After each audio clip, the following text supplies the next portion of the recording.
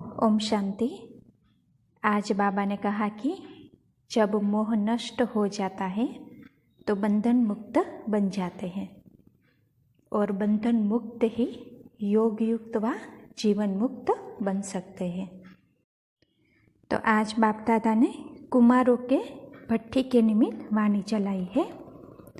तो आज 29 अप्रैल 71 की अव्यक्त वाणी सुनते हैं। आज की वाणी का सार है बेहद के पेपर में पास होने का साधन। आज भट्ठी की समाप्ति है व भट्ठी के प्रैक्टिकल पेपर का आरंभ है। अभी आप कहाँ जा रहे हो? पेपर हॉल में जा रहे हो या अपने अपने स्थानों पर? जब पेपर हाल समझेंगे तब प्रैक्टिकल में पास होकर दिखाएंगे। ऐसे नहीं समझना कि अपने घर जा रहे हैं। नहीं, बड़े से बड़ा कोर्स पास करके बड़े से बड़ा इम्तिहान देने के लिए पेपर हाल में जा रहे हैं।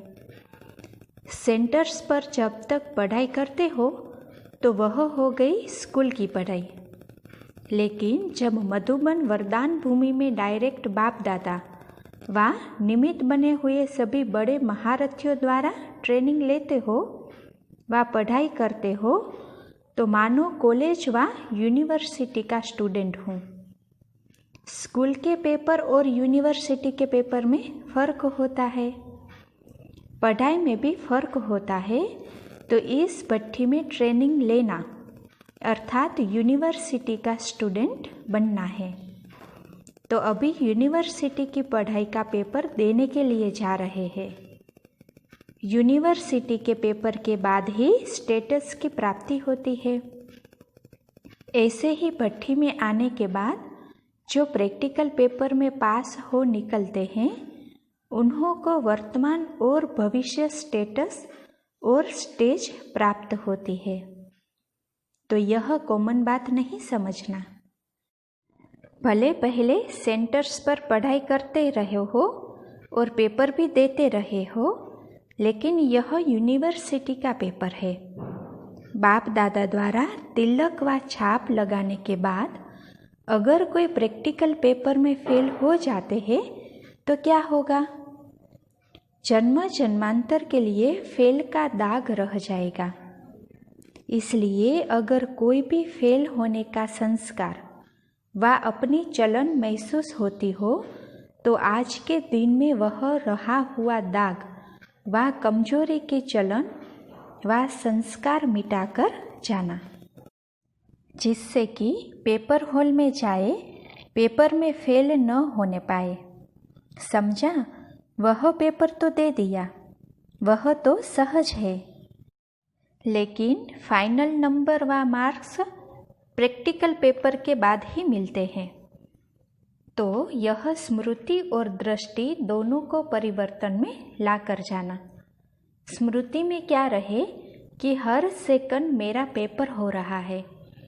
दृष्टि में क्या रहे कि पढ़ाने वाला बाप और पढ़ने वाला मैं स्टूडेंट आत्मा हूँ। यह स्मृति वृत्ति और दृष्टि बदल कर जाने से फेल नहीं होंगे, लेकिन फुल पास होंगे। तो भट्ठी कोई साधारण बात नहीं समझना। यह भट्ठी की छाप और तिलक सदा कायम रखना है। जैसे यूनिवर्सिटी का सर्टिफिकेट सर्विस दिलाता है, पद की प्राप्ति कराता है, ऐसे ही यह भट्ठी का तिलक व छाप सदा अपने पास प्रैक्टिकल में कायम रखना। जैसे यूनिवर्सिटी का सर्टिफिकेट सर्विस दिलाता है, पद की प्राप्ति कराता है, ऐसे ही यह भट्ठी का तिलक व छाप सदा अपने पास प्रैक्टिकल में कायम रखना। यह बड़े से बड़ा सर्टिफिकेट है। जिसको सर्टिफिकेट नहीं होता है वह कभी भी कोई स्टेटस नहीं पा सकते। इस रीति से यह भी एक सर्टिफिकेट है। भविष्य व वर्तमान पद की प्राप्ति व सफलता का सर्टिफिकेट है। सर्टिफिकेट को सदैव संभाला जाता है, अलबेलेपन से खो जाता है। कभी भी माया के अधीन यानी वश होकर पुरुषार्थ में अलबेलापन नहीं लाना। नहीं तो आप समझेंगे हमको सर्टिफिकेट है, लेकिन माया व रावण सर्टिफिकेट चुरा लेती है। जैसे आजकल के डाकू व पॉकेट काटने वाले ऐसा युक्ति से काम करते हैं जो बाहर से कुछ भी पता नहीं पड़ता है, अंदर खाली हो जाता है। इसी प्रकार अगर पुरुषार्थ में अलबेलापन लाया तो रावण अंदर ही अंदर सर्टिफिकेट चुरा लेगा और आप स्टेटस पा नहीं सकेंगे। इसीलिए अटेंशन। समझा? यह ग्रुप सर्विसेबल तो है, अभी क्या बनना है? जैसे सर्विसेबल हो वैसे ही अभी सर्विस में एक तो त्रिकालदर्शीपन का सेंस भरना है और दूसरा रूहानियत का इसेंस भरना है। तब तीनों बातें मिल जाएगी, सर्विस, सेंस और इसेंस। इसेंस सूक्ष्म होता है ना, तो यह रूहानियत का इसेंस और त्रिकालदर्शीपन का सेंस भरने से सर्विसेबल के साथ सक्सेसफुल हो जाएंगे। तो सेंस और इसेंस कहाँ तक हर एक ने अपने में अंदर भरा है वह चेक करना है। अभी समय है। जैसे पेपर हॉल में जाने से पहले 2 घंटे आगे भी तैयारी करके जाते हैं, आपको भी पेपर हॉल में जाने के पहले अपने को तैयार करने के लिए अभी समय है। जैसे सुनाया था कि ब्रह्मा कुमार के साथ में तपस्वी कुमार भी दिखाई दे। वह अपने नयनों में, चेहरे में रूहानियत धारण की है, जो जाते ही अलौकिक और न्यारे सबके प्यारे नजर आओ। न सिर्फ भट्ठी वालों को, लेकिन जो भी मधुबन में आते हैं उन सभी को यह धारणाएं विशेष रूप में करनी है। भट्ठी सक्सेस रही, इन्हों की पढ़ाई की रफ्तार से आप संतुष्ट हो? आप भट्ठी की पढ़ाई से अपने पुरुषार्थ में संतुष्ट हुए? कुछ रहा तो नहीं है ना? तो किसी ने कहा कि अभी न रहा है। तो बाबा ने कहा कि फिर कब रहेगा क्या? यह अपनी सेफ्टी का साधन ढूंढते हैं। समझते हैं कि कुछ भी हो जाएगा तो यह कह सकेंगे ना, लेकिन इससे भी फिर कमजोरी आ जाती है। इसीलिए फिर यह भी कभी नहीं सोचना, कभी भी फेल नहीं होंगे ऐसा सोचो। अभी भी है और जन्म जन्मांतर की गारंटी, कभी भी फेल नहीं होंगे। इसको कहा जाता है फुल पास। कुमारों की विशेषता है कि जो चाहे वह कर सकते हैं।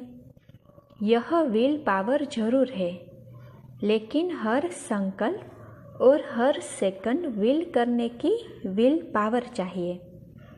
बच्चे को सभी विल किया जाता है ना, जो कुछ होता है वह विल करते हैं। तो आप लोग भी वारिश बनाते हो और बनते भी हो।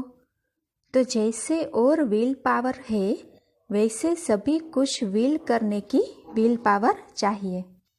यह यहाँ से भर कर जाना। जब सभी कुछ विल कर दिया तो क्या बन जाएंगे? नष्ट मोहा।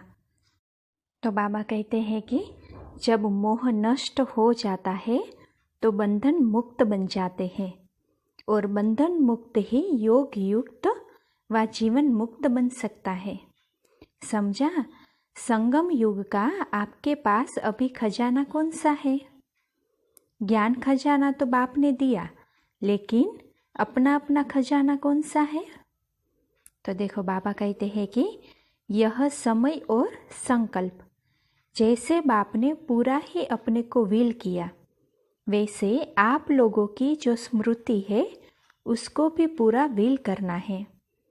जैसे स्थूल खजाने से जो चाहे वह प्राप्त कर सकते हैं, वैसे ही इस समय का यह खजाना, समय और संकल्प, इससे भी आप जो प्राप्त करना चाहो वह इन्हीं द्वारा प्राप्त कर सकते हो। सारी प्राप्ति का आधार संगम युग का समय और श्रेष्ठ स्मृति अर्थात याद है। यही खजाना है, इसको ही व्हील करना है। पूरा ही व्हील करके जा रहे हो या कुछ जेब खर्च रखा है? आईवेल के लिए थोड़ा बहुत कोने में छिपा कर तो नहीं रखा है, जेब बिल्कुल खाली है। फिर कुमारों ने एक गीत बाबा को सुनाया। तो बाबा कहते हैं, आजकल तो मधुबन का हर कोना खाली नहीं है, लेकिन हर स्थान पर सितारों की रिमझिम नजर आती है। तो खाली क्यों कहते हो? जब सूर्य व्यक्त से अव्यक्त होता है तब सितारे स्पष्ट दिखाई देते हैं। तो बाप व्यक्त से अव्यक्त हुए हैं विश्व को सितारों की रिमझिम दिखाने के लिए। तो खाली क्यों कहेंगे? स्थूल सूर्य को कहते हैं अस्त हो गया, लेकिन यह ज्ञान सूर्य व्यक्त से अव्यक्त रूप है, लेकिन सितारों के साथ है। साकार रूप से सदा साथी नहीं बन सकते। साकार में होते हुए भी सदा साथ में रहने के लिए अव्यक्त स्थिति और अव्यक्त साथी समझते थे।